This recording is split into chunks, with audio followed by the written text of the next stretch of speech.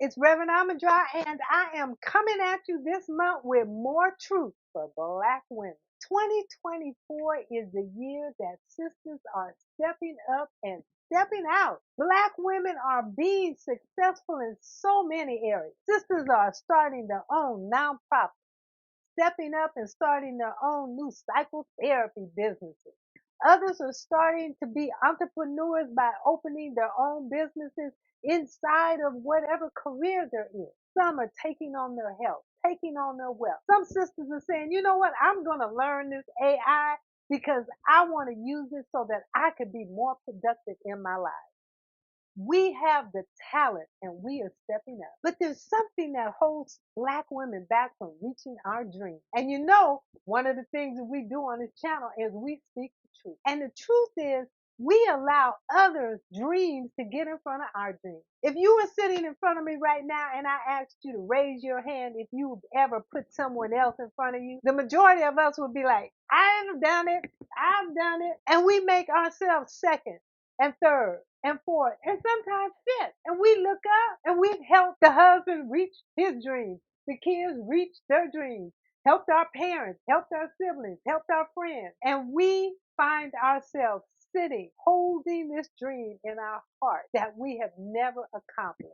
Well, this month, I'm going to give you some strategies so that you can go from where you are to where you choose to be. When I worked with women in transition, I created a program and it's called the Flight Plan for Life. It follows the same strategies that planes use when they're on the ground and they take off and they fly halfway across the world and they land somewhere else successfully. I know my flight plan works because I've used it. When I was inside of a domestic violent relationship marriage, I used it to come out of that marriage. And at 34 years old, when I was terrified and I wanted to go back to college because I felt like a failure after dropping out in my 20s, I used my flight plan to go back to college and get my degree at 34 years old. I used the flight plan when I wanted to write my book during COVID. When I was 68 years old, I used the flight plan to go into seminary and get my doctorate of ministry.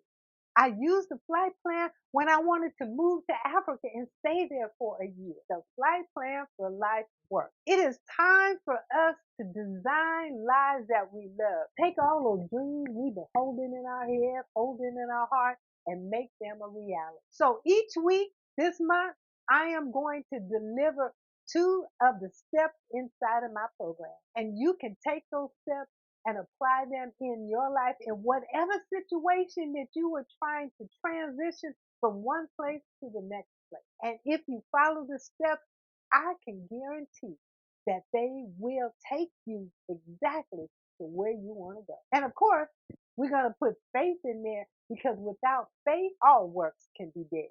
It's time for us to put ourselves in the front and step up and step out in 2024. We are going to begin with step 1.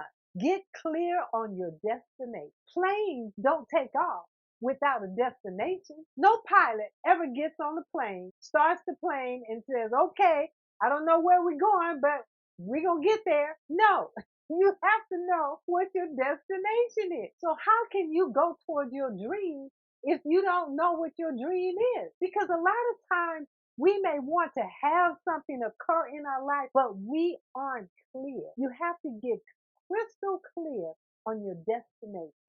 4 years into my 10-year marriage, I knew that this marriage was not going to last. But I didn't know how to get out of it. I didn't know what I wanted. I knew that it wouldn't last. But it wasn't until I got crystal clear that the destination I wanted to reach was freedom. I found myself in a state of ill health, always sick, always in the hospital. I wanted to return to vibrant health. I wanted to be in a state of financial security. All of that went inside of my title called freedom. I wanted to go back and resume the life that I had where I was free to go to school, where I was free to go out, where I was free to do all those things that I love to do. I wanted to reestablish my friendship. I had severed all ties with friends when I got married. I wanted to return to a place of joy and happiness. I wanted freedom. And the moment I got crystal clear on what destination I wanted, I was able to begin to plot a course that would take me back to being free. I wanted my name back. I wanted to be free to live as a single woman. That was my destination. And when I got crystal clear on that, I was able to begin to plot my course. So you have to get clear on your destination. So my question to you today, what is your destination? Each of us will have a different destination. Some destinations will be around our physical life, our emotional life, our mental life, our spiritual life. Each one of us has a specific area. It is important that you understand where it is you want to transition to. You can't get there if you don't identify it. So step one is identifying your destination. Wherever you are in your life, take the time to sit down and get clear on what destination you want to travel to. Thank you for joining me today, and return for step 2 and step 3. If you haven't picked up a copy of my book, please pick up a copy.